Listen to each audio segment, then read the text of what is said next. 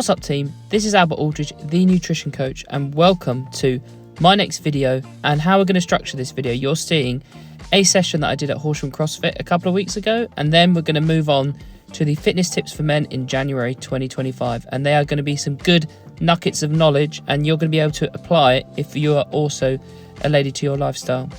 Anyway, we started off this session with 3x5 strict press, and I was working in here with Sam, the legend, the Horsham CrossFit box owner, part owner with Liam, and then Frankie, the absolute legend, who does a lot of competitions with CrossFit and is doing turf alongside myself coming up in February 2025.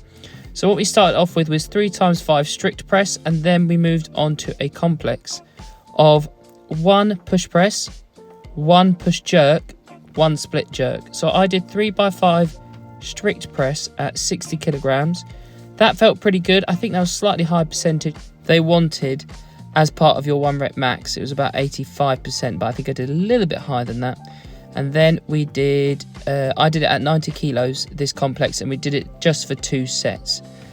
Really good for Olympic weightlifting to help with just stability overhead and getting used to using weights in different ways, because the push press is that you use a little bit of knee drive, but you have to keep your legs straight as you push the bar overhead and keep them straight as you catch the lockout. With a push jerk, you're basically not allowing your legs to split apart. They have to stay next to each other. They can go wider, but not one forward and one back, and that's a push jerk. And you can literally extend legs and then extend arms overhead, but then you can drop underneath it with your arms locked out. And then the split jerk is basically the same, but with legs split. And then afterwards, I'm doing the full WOD here. We did 5 rounds of 42.5 kilo thrusters on the barbell, 5 reps into 5 chest to bars for 5 rounds. So 25 thrusters in total, 25 chest to bars. And then you increase the weight to 60 kilos, and you did 3 reps thrusters at 60 kilos, so heavier, and then into 3 bar muscle ups.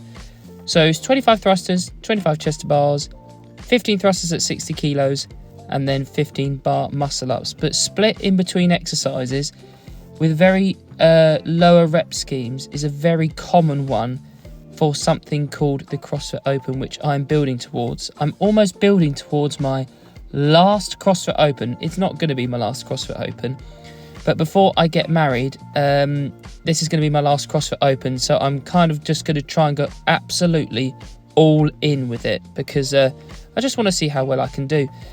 And this year, the CrossFit Open is slightly different. Just a quick overview. If you're not sure what the CrossFit Open is, basically it's the Olympic Games of CrossFit that happens once a year.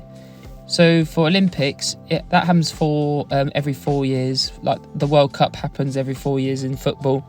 The CrossFit Games happens every year, and it's to find the fittest man and the fittest woman on earth. And what the CrossFit Open is that anybody who's part of a CrossFit affiliated gym can be involved in this. And it's a worldwide open. It's across 3 weeks, 3 workouts across 3 weeks. And if you want to be competitive, you can record your workout on a video. But basically you have people who do the judges course within your gym, which is an online thing, and then they judge you, you submit your score and see how you compare to the rest of the world. And very common style CrossFit Open workouts include things like 10 rounds of 3 snatches at 42.5 kilos, 3 burpees over the bar, 10 rounds. Or sometimes you do a chipper, a slightly longer one, which is basically one exercise followed by another exercise. And the one I remember the most was a 60 calorie row, 50 toes to bar, 40 wall balls, 30 cleans at 60 kilos into 20 ring muscle ups. Then you go back to the top if you have time. It was an AMRAP. And then another one I remember from 2022 was a 3 wall walks, I think 12 dumbbell snatches, 15 box jump overs for as many rounds as possible, I think within a 15-minute time cap. So as these like capacity tests, they're very challenging. The intensity is high, but shorter time domains can be normally between 10 and 20 minutes. And that's kind of the difference with CrossFit. It's much more about high intensity. But sometimes they do chuck in a longer workout, like 30 minutes long. And typically CrossFitters, because they're so anaerobically fit, kind of verging on aerobic with the 10 to 20 minute time caps, that means they still get on pretty well with the 30-minute time domain. Anyway, we are moving on to the bar muscle ups, into the heavier rounds of the thrusters combined with the bar muscle ups, but I really enjoyed this one. In the end, I managed to do this workout in 6 minutes 15. I think I was aiming for anywhere below 6 minutes, but I had to do this at the end of the class just because it was quite a busy class, but that's okay. So 3 workouts across 3 weeks, and then normally there's a quarterfinals with the CrossFit Open, but this time it's just going straight into a semi-finals. So what's happening this time is, rather than the top 10% going into the quarterfinals, what they're doing this time is the top 1% in the world are going straight to the semi-finals, which can be in your affiliated gym, or it can be an in-person competition, which is what I'm going to aim for. And just like, why not? I'm definitely the kind of person who's more like, why not, rather than why do it. So I'm going to give it my best shot. Last year, I got into the top 5%, so I'm hoping I could have improved to at least the top 3% of the world this time. And I'll be very chuffed with that if I can do that. I've improved on a lot of my skills. I've improved on my Olympic weightlifting, but still have a lot of improvements to be made, and still quite a bit of corrections that I need to do.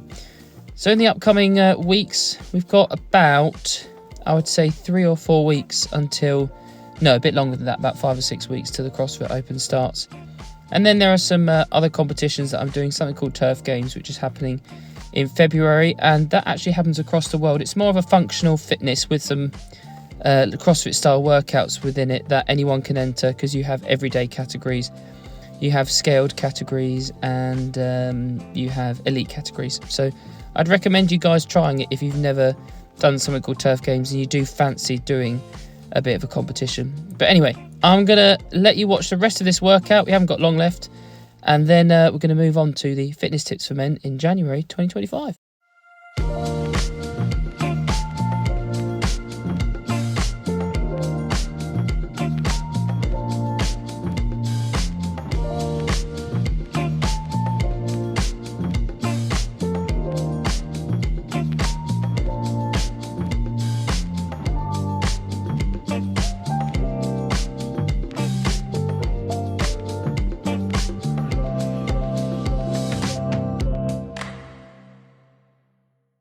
To end off this video, we're going to be talking about fitness tips for men in January 2025. So you can set yourself up for a good year, and you're going to be able to apply this to your lifestyle if you're a woman.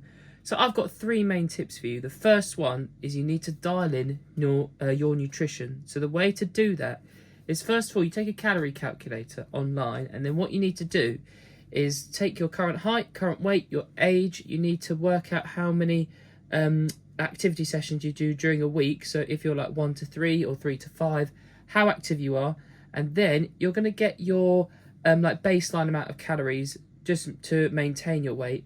But that might not necessarily be the accurate amount of calories for you, so you need to test it out. So say for example it's 2,000 calories, it comes out as 2,000 calories. Try that for a week, weighing yourself at the start of the week and then at the start of the next week after 7 days. And then you need to make sure that you get at least 0.8 to 1 gram of protein per pound of your body weight.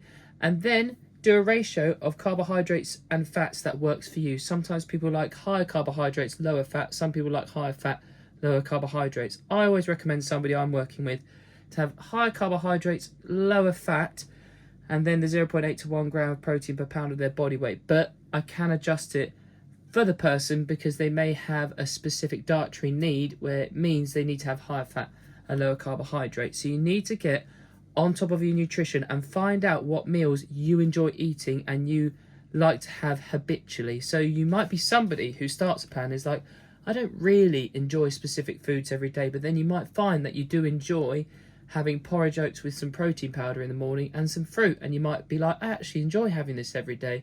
So finding your habits and routines with your nutrition just so you can be consistent. So try and get the certain amount of calories if you're in a weight loss phase. If you need to lose weight and need to lose fat, be in a calorie deficit if you want to try and gain some muscle because you're a bit skinnier, be in a calorie surplus a little bit.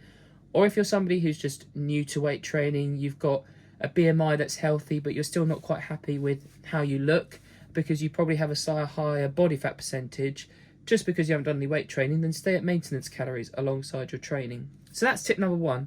Get on top of your nutrition. Tip number 2 is to then get on top of your weight training and cardiovascular routine. Start off small and build up from there. What I'd always recommend somebody do is try and be more frequent with the days you go to the gym, small amount of time so it's sustainable. I'd always prefer somebody, if they can, to go to the gym 5 or 6 days a week or do a home routine at home that's like 30 minutes to 40 minutes, because a bit of activity every day I think is brilliant for endorphin release and for overall well-being. But if you're having to do the minimum, 2 to 3 resistance sessions a week lasting an hour is absolutely fine.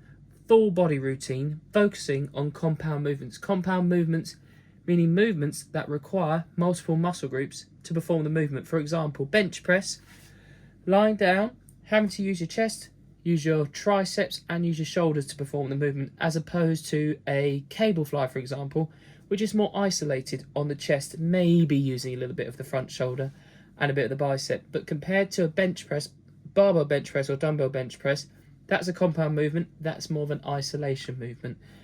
And then what you need to do is make sure you're doing roughly 150 minutes of like moderate cardiovascular exercise a week, or 70 minutes of more high intensity, and that's according to the American College of Sports Medicine. I remember citing that for my university degree. But trying to get in regular cardiovascular exercise, if you can, I'd try and recommend somebody doing a 20 to 30 minute walk every day of the week, maybe not on a Sunday, but I just think it's really good to get outside. So resistance training routine, be consistent with it. Ideally higher frequency, lower amount of time in the gym, but if you have to, fewer sessions in the week, slightly higher, so it could be 2 to 3 sessions a week, lasting an hour, with cardiovascular exercise 6 to 7 days a week alongside it. And then finally, the third tip I'm going to give you is about supplementation. So if you're new to weight training, you don't really need to have supplements alongside a good, healthy, nutritious lifestyle. By the way, with the nutrition, also making sure you have 70 to 80% of the time lots of fruits and vegetables, lots of high protein sources, and complex carbohydrates, not just like sugary stuff. But you can still include the sugary and sweet stuff for 20 to 30% of the time. But with supplementation, you don't really need them if you're having a really good, healthy, balanced diet. But I would recommend having a protein powder if you enjoy having it. I do enjoy having it myself and putting it in porridge.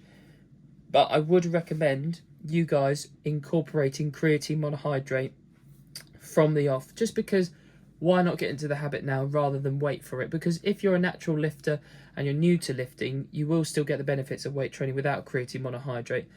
But creatine monohydrate is a supplement. It's phosphocreatine in powdered form. Basically, to create a muscular contraction, you need adenine diphosphate and phosphocreatine to combine together to make adenine triphosphate, which causes a muscular contraction. And creatine monohydrate basically allows the body to have more stores of phosphocreatine, meaning that you can push further in your sets, push a bit more weight, and just have a bit more muscular endurance, and you will see more results. But it is a supplement, it's not a drug, so don't worry about it. It's very well researched. 5 grams a day, creatine monohydrate. Don't go for the flavoured stuff I sometimes have, but just keep it simple. 5 grams, about a teaspoon, add it to some water, fizzy drink, and then just whisk it up and then drink it through a straw. That's how I like to do it anyway, or with some milk because it's unflavoured.